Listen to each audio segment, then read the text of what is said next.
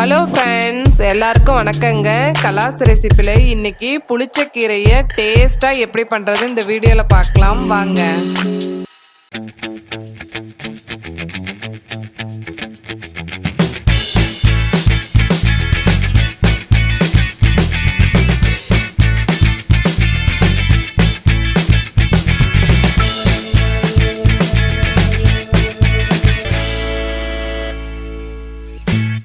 புளிச்சக்கீரை ஒரு கட்டு க்ளீன் பண்ணி எடுத்து வச்சுருக்கோம். கண்டிப்பாக தண்ணியே இல்லாமல் எடுத்து வச்சுக்கோங்க. தாளிக்கிற கரண்டியில் 1 டீஸ்பூன் வெந்தயம், 1 டீஸ்பூன் ஜீரகம் சேர்த்து மீடியம் ஃப்ளேமில் வறுத்து எடுத்துக்கோங்க.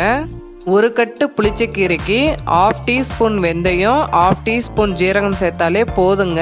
ஆனால் மிக்சி ஜாரில் அரைக்க முடியாதுன்னு நான் 1 ஸ்பூன் சேர்த்துருக்கேன். பாருங்கள், வெந்தயம் நல்லா கலர் சேஞ்ச் ஆகிடுச்சு. இது ஆறட்டும். ஆறின பிறகு மிக்சி ஜாரில் சேர்த்து நல்லா நைஸாக பவுடர் பண்ணி எடுத்து வச்சுக்கலாம்.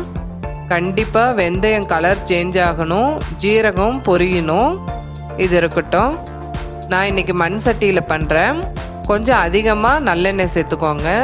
எண்ணெய் ஹீட் ஆனோடனே 1/4 டீஸ்பூன் கடுகு உளுத்தம் பருப்பு, கடுகு வெடித்த உடனே 3/4 கப்பு சின்ன வெங்காயம், 2 முழு பூண்டு, 2 பச்சை மிளகாய், 4 வரமிளகா.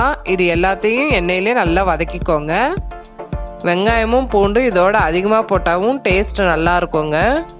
பாவுபாஜி கரண்டிலையோ இல்லை மத்துலையோ இந்த மாதிரி நசுக்கி எடுத்துக்கோங்க. பாருங்க, நல்லா வதங்கிருச்சு. உப்பை க்ளீன் பண்ணி வச்சிருக்க 1 கட்டு புளிச்சக்கீரை, 1/4 டீஸ்பூன் மஞ்சள், இதுக்கு தேவையான உப்பு சேர்த்து நல்லா எண்ணெயிலேயே வதக்குங்க. இந்த கீரையை கட் பண்ண தேவையில்லைங்க, நீங்கள் அப்படியே சேர்க்கலாம். எண்ணெயில் நல்லா வதங்கிரும்.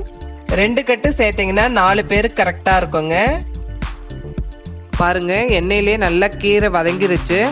எண்ணெயும் பிரிஞ்சு மேலே வருது. இந்த சமயத்தில் பவுட்ரு பண்ணி வச்சுருக்க வெந்தய பொடி 1 டீஸ்பூன் சேர்த்து நல்லா கலந்து விட்டுக்கோங்க. அவ்வளோதாங்க, புளிச்சக்கீரை தொக்கு ரெடி.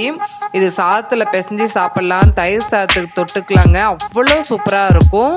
இந்த மாதிரி நீங்கள் ட்ரை பண்ணி பார்த்துட்டு உங்களுடைய கமெண்ட்ஸை எனக்கு ஷேர் பண்ணுங்கள். இந்த வீடியோ உங்களுக்கு பிடிச்சிருந்ததுன்னா கலாஸ் ரெசிபிக்கு சப்ஸ்கிரைப் பண்ணுங்கள். பெல் ஐக்கானை கிளிக் பண்ண மறந்துடாதீங்க.